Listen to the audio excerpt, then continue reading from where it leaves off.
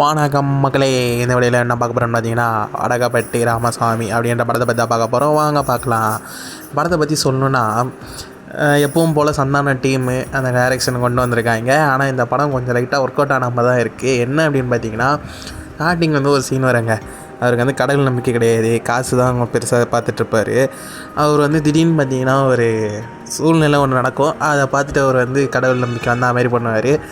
நீ கடவுள் நம்பிக்கையே இல்லைன்னு சொல்லிக்கிட்டு இருக்கிய அந்த ராமசாமி தானே அப்படின்ற டைலாக்கில் முடித்து, அதே டைலாக்கு நீ கடவுள் நம்பிக்கையே இல்லைன்னு சொன்ன அதே ராமசாமி தானே அப்படின்ட்டு கிளைமேக்ஸில் கேட்கும் போது, ஆனால் ஓப்பனிங்கில் சொன்ன டோனு வேறு, கிளைமேக்ஸில் சொல்ல போகிற டோன் வேறு. இதுக்கு இடைப்பட்ட இதுதான் இந்த படம்.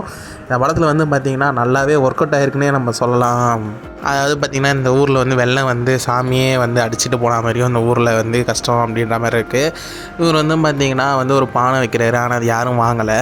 சரி, நானா இது இப்படி இருக்கே அப்படின்னு ஒரு கடவுள் நம்பிக்கை இல்லாமல் இந்த மாதிரி இருக்கார். இப்படி ஒரு சூழ்நிலை தான் அவருக்கு சாமி ஒரு வழி காட்டுறாங்க. அதாவது அதை வச்சு ஒரு பிஸ்னஸாக கொண்டு வர்றாரு. அது அப்படியே பார்த்திங்கன்னா, அதை வச்சு ஒரு பிஸ்னஸாக என்னென்னலாம் பண்ண முடியுமோ, ஒரு சாமி பேர் வச்சுக்கின்னு எவ்வளோலாம் கொள்ளடிக்க முடியுமோ, இதெல்லாம் தெளிவாக இந்த படத்தில் காமிச்சிருப்பாங்க. சாமி பேரை வச்சு ஒருத்தன் மட்டும் கொள்ளடிச்சிட்டு போனால் விடுவாங்களா? அதுக்கு அதிகாரிகளும் எனக்கு பங்கு கொடு, ஆனால் அதில் அதிகமாக கொடு அப்படின்வாங்க. அதேமாரி வராங்க. இவர் கொடுக்க மாட்டேன்னு சொல்லவோ அவருக்கும் இவருக்கும் தான் போட்டி ஆகுது. யார் தான் ஜெயிக்கிறாங்க பார்த்துடலாம் அப்படின்ற மாதிரி தான் கதை போகும். அவரும் பார்த்திங்கன்னா இந்த கோயிலை மூட வச்சுட்டு போயிடுவார். மூடின கோயிலை திறக்கிறதுக்கு என்னெல்லாம் பண்ணலாம் ஃபுல்லாக ஃபன்னாகவே கொண்டு போயிட்டாங்க.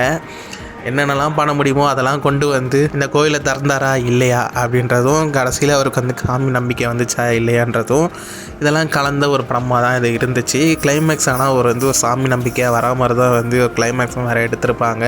சரி, கதை இந்த சாமியை வச்சு சம்பாதிக்கிறாரு. கடைசியில் சாமி நம்பிக்கை வந்துச்சு. இதில் இந்த படத்தை பார்க்கறதுக்கு என்ன இருக்குது அப்படின்னு கேட்டிங்கன்னா, எப்பவும் போல் தான் சந்தானம்மன் டீம் என்டர்டைன்மெண்ட் கொடுத்துருக்காங்க.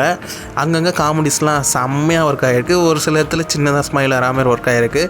சில இடத்துல பார்த்திங்கன்னா தான் கொஞ்சம் இரிட்டேட் பண்ணுற மாதிரி இருந்துச்சு. மற்றபடி ஆனால் காமெடி நல்லாவே ஒர்க் அவுட் ஆகிருக்கு. இந்த படம் என்டர்டைன்மெண்ட் படமாகவே அமைஞ்சிருச்சுன்னே நம்ம சொல்லலாம். இந்த படத்தில் பார்த்திங்கன்னா ஃபஸ்ட் ஹாஃபும் சரி செகண்ட் ஹாஃபும் சரி நல்ல ஒரு என்டர்டைன்மெண்ட்டாக தான் கொண்டு போயிருக்காங்க. காமெடியும் நிறைய இடத்துல நல்லா ஒர்க் அவுட் ஆகிருக்கு. சில இடத்துல கம்மியாக ஒர்க் அவுட் ஆனாலும் ஸ்மைல் வரா மாதிரி இருக்கும். சில இடத்துல மட்டும் லைட்டாக இரிட்டேட்டாக இருக்க மாதிரி இருக்கும்.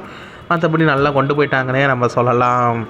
எனக்கு எப்படி தோணுச்சு, நீங்கள் பார்க்கும்போது உங்களுக்கு என்ன தோணுச்சு அப்படின்றத கமெண்ட் பண்ணுங்கள். இந்த வீடியோ பிடிச்சிருந்தா லைக் பண்ணுங்கள், ஷேர் பண்ணுங்கள், நம்ம சேனலை சப்ஸ்கிரைப் பண்ணுங்கள். நன்றி மக்களே.